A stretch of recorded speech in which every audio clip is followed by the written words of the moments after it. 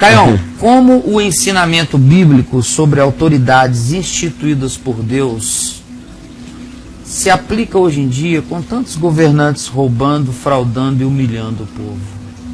Das autoridades em geral, Romanos 13. Não é isso, Flavinho? Deve ser Romanos 13, deve ser o conceito de os líderes são autoridades constituídas. A autoridade é ministro de Deus para o bem. Sim. Fica do mesmo jeito que já tinha ficado para Paulo, porque olha, quando Paulo escreveu aquilo ali, olha o que ele tinha diante dele. Era o final de Tibérios, e você estava entrando em Calígula e Nero. Você já pensou? Era essa referência, a tríade que esteve presente durante o desenvolvimento da vida de Paulo. Ele pegou Tibério ainda, que era um louco incomparavelmente doido, e Calígula e Nero a gente não precisa descrever. Eram essas as autoridades constituídas dos dias dele, eram os imperadores, para você ter uma ideia da brutalidade esmagadora do significado de Romanos 13. Aí Paulo está dizendo que é para obedecer Nero, ou Calígula, ou Tibério? Não. Claro que não. É para obedecer Cláudios? Não. O que ele está dizendo é que a ordem social é instrumento de Deus para que a sociedade humana não se caotize. Essa é a primeira afirmação. Ordem social é absolutamente fundamental para que a sociedade não se caotize. É assim em tudo. Na família é assim, nos relacionamentos humanos. A tendência de qualquer bom espírito humano é criar as organizações e as harmonias que geram facilitação para o processo da vida, do encaminhamento humano. Não há nada errado nisso, e é uma necessidade num mundo caído. É uma desnecessidade total num mundo que não seja caído. E é uma desnecessidade total para quem tem consciência. Quem tem consciência não precisa das autoridades constituídas. Paulo diz isso. Agora, a autoridade constituída é fundamental para a média da inconsciência humana, é o que Paulo diz, dando o seguinte exemplo: faze o bem e dela tu terás louvor. Faze o mal e ela te trará a espada. E no contexto ele já tinha dito que a lei é para criminosos, para bandidos. Quem anda segundo a lei da consciência não se preocupa com nenhuma legislação escrita, porque a norma do amor não transgride enquanto você caminha, enquanto você anda. Aí você diz, como fica isso aplicado a Nero, Calígula, Tibério, Cláudio, todos eles? Como fica esse princípio? E a nós aqui, ao mensalão, ao que está à nossa volta, a essa corrupção total? Fica do mesmo jeito que estava lá. Porque o critério foi estabelecido o seguinte, como sendo o seguinte: a autoridade tem que ser boa para ser autoridade. Se não for boa, não tem autoridade. Por quê? Porque Paulo estabeleceu a referência do caráter de uma autoridade boa. Faze o bem e ela te louvará, faze o mal, ela te trará a espada. O critério do caráter da autoridade foi estabelecido por Paulo quando disse o que essa autoridade faria, como ela seria justa. Justa assim: o bem é louvado, o mal é reprimido. Essa é a autoridade justa. Ora, onde quer que você encontre essa autoridade que louva o bem, estimula o bem e faz cerceamento do mal, alice a ela, seja co-beligerante a ela, porque ela está cumprindo um serviço de Deus para o bem da sociedade. Ministro é servo. Ministro não é uma coisa importante como na política a conotação ganhou no ministério religioso. Não. No Novo Testamento, ministro é servo, é palavra para servo, para diácono da vida. Essa autoridade que é assim justa, é um diácono de Deus para a vida, é um servo de Deus para o todo da existência, porque louva o que é bom e reprime o que é mal. Quem quer que tenha juízo, tendo sobre si uma autoridade desse tipo, não entra em crise de modo algum. No coração, se submete com alegria. Se está indicando o que é caminho do bem, da vida e da facilitação da ordem comum, amém, vamos lá. É assim que é. Agora, quando a autoridade não é justa, quando ela não é justa, é o que João disse em Apocalipse 13. Ela é a besta.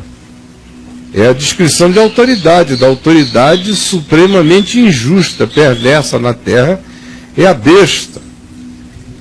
É aquele dragão de desgraças e de volúpias e de tiranias e de consumo e de venetas e de caprichos e de loucuras, como a gente vê à volta em todos os níveis e no mundo inteiro. E aí o que o Apocalipse diz? O Apocalipse diz que esse aí é besta, esse aí é para a gente não aceitar o número dele, não fazer negócio com ele, não andar com ele, não obedecê-lo, não nos submetermos a ele e vivemos com as consequências. Se você quiser trazer isso para um nível mais simples, tipo pagamento de imposto, pague todos os impostos, porque esse imposto é devido a um acordo que nós, na sociedade, firmamos. Se você não quiser mais pagar imposto, rasgue a sua carteira de identidade, seu título de eleitor, rasgue toda a sua documentação, volte para 69 e vamos cantar juntos com o Caetano no Festival da Canção, sem lenço e sem documento. Aí você vai por aí, não paga mais imposto, não faz mais nada. Mas enquanto você se serve de inúmeros benefícios da sociedade, por mais corrupta que ela esteja, eu vou sair de casa, a rua está asfaltada, eu vou transitar na cidade, a maior parte dela está completamente viável, as pessoinhas que estão mesmo vivendo em lugares ainda totalmente não beneficiados por intervenções de natureza social, ainda assim chega algum benefício lá, é o meu modo de contribuir com o todo, independentemente dos mensalões ou de qualquer outra coisa. Eu participo, você participa, eu me sirvo do todo, e mesmo que eu não me servisse tanto assim do todo, é da relação com esse todo que me vem o recurso que eu hoje tenho dúvida se pago ou não pago, como imposto ou como compromisso. Todo imposto devido deve ser pago, e sinceramente todo imposto evitável deve ser evitado. Honesto e sinceramente é isso que eu penso. Boa, amém. Amém. Amém. Então isso está dizendo, tem a ver também, inclusive, com lideranças religiosas, obviamente. Só para destacar e deixar claro, liderança está muito mais ligada e autoridades constituídas por Deus a serviço do que a tirania, do que a achatamento. Esses a gente não deve considerar assim. Isso, né? Nenhum, seja lá no Estado, seja na igreja. Eu sei que foi isso que você falou, mas só para deixar claro para a gente que de repente na igreja é muito mais grave. Autoridade de Deus. Na igreja é muito mais grave, porque o critério de autoridade na igreja não é nenhuma investidura, não é imposição de mãos, é a qualificação da vida. Porque se eu ordenar o Braulio aqui hoje alguma coisa, vamos ordenar o Braulio nós dois. Braulio é o pastor das questões do Papo de Graça. Vamos supor que isso aqui fosse uma igreja neopentecostal, o bispo Braulio. Eita! O bispo do Fala que eu te escuto. Isso. Então, estava aí o Braulio. E a gente ordenasse o Braulio. E o Braulio saísse daqui e ele não fosse nem sóbrio, nem moderado, nem tratável, nem hospitaleiro, nem generoso, nem bom e justo, e nem cheio do Espírito Santo, ele não tinha nenhuma autoridade, porque o que qualifica o episcopado até uma ordenação desse tipo, conforme Paulo, diz em 1 e 2 Timóteo, escrevendo a Tito, é a qualificação do caráter do indivíduo, senão o bispo vira um bicho. Então, gente, tudo tem a ver com a qualificação pessoal que a gente carrega. A autoridade não é uma mitra na cabeça, não é um cetro na mão, e isso aqui não é isso é uma bengala de velho do Marrocos. Não é babilac, nem ranqueamento, não é toga, não é diploma, não é a unção dos 348 pastores mais ungidos da região. Não. Qualificação, autoridade para o ministério é vida. Quem tem vida tem autoridade. Quem não tem vida não tem autoridade. Se o povo de Deus entendesse isso, não haveria essa história do meu pastor é um canalha, é um cretino, é um safado, mas eu tenho que obedecê-lo porque ele é ungido do Senhor. Ungido do Senhor, porcaria nenhuma! Ungido do Senhor é o seu Joaquim, que ninguém botou a mão na cabeça dele e é santo, puro, inculpável, irrepreensível, generoso, bondoso, meigo. Esse é o pastor de Deus. Ninguém conhece, esse é. Aonde tem gente ungida, boa, santa, pura, essas são as luzezinhas de Deus. A esses eu vou me curvando de encontro. A essas velhinhas de cocó purinha, que amando com verdade, que não são linguarudas, são doces e acolhedoras. Para mim são anjos, são Gabrielas que vieram do céu, que estão por aí. Essas são autoridades. Como o senhorzinho que esteve essa semana aqui no meio da chuva, com a barba enorme, eu almoçando e aquela insistência lá fora, ninguém para atender. Eu falei, o que será isso, meu Deus, mas está chovendo, deve insistindo assim, deve estar com necessidade. Aí eu saí, larguei a comida, fui lá, estava aquele homem numa barba enorme, cabelão grande, educado, todo ensopado, igual um pinto. Com um papelzinho assim na mão, falou, meu senhor, desculpe a insistência, está chovendo, estou incomodando o senhor dentro de casa. Eu falei, não, o senhor está na chuva, eu estou na cobertura. O que eu posso fazer para ajudar o senhor? O senhor tem algum dinheiro aí, pequenininho, qualquer coisa que eu tenho que comprar isso aqui? Aí me mostrou lá. Mas se o senhor tiver isso aqui também, eu só preciso disso aqui, eu não preciso de mais nada. Mas eu preciso, meu senhor. Aí eu enfiei a mão no bolso, estava com R$6. Aí eu dei para ele e falei, ai meu Deus, coitado desse homem. Aí ele foi saindo, eu fui entrando, aí eu vi aquela voz dizendo, isso é tudo que você pode fazer por mim agora? Aí eu saí correndo lá em cima, eu tinha R$100 lá embaixo de um cantinho, aí eu puxei, gritei para ele lá na rua, meu amigo.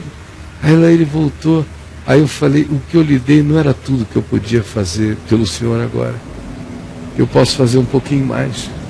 Aí ele olhou, ele recebeu, ele olhou com os olhos assim, totalmente iluminados. Aí falou, que a bênção do Deus eterno jamais se afaste da sua vida. E que a bondade de Deus seja a sua bondade. Sim, com essa gravidade o homem me disse. Essas frases. Essas frases. Eu fiquei olhando, eu fiquei ali na chuva. Ele foi embora, depois eu voltei e falei para a Adriana, meu Deus, acabei de encontrar um anjo do Senhor. Acabei de ser abençoado ali. Essa é uma autoridade. Eu vi que tinha uma autoridade de Deus na presença daquele homem. Então, quando o povo de Deus parar com essa história de ele foi ordenado, ele é ungido, ele fala lá do palco, ele grita muito, ele não sei o que, eu tenho que obedecê-lo, é dele a cobertura, toda essa macumbaria sair da cabeça das pessoas, elas entenderem que a autoridade é algo que é construído pela prática do amor na vida, pela coerência, pela sobriedade. 2 Timóteo 3, de 1 a 7, descreve o que é um ser que carrega essa autoridade pela coerência do andar na verdade. No dia que isso acontecer, desmonta essa palhaçada inteira e os nossos pastores passam a ser os que de fato amam e pastoreiam.